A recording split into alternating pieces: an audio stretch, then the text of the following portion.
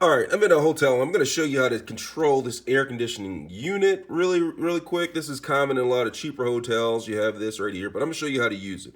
All right, each one of these units, has a cool and warm temperature usually. All right, so right here, you have the temperature control. You can go from warmer to cooler.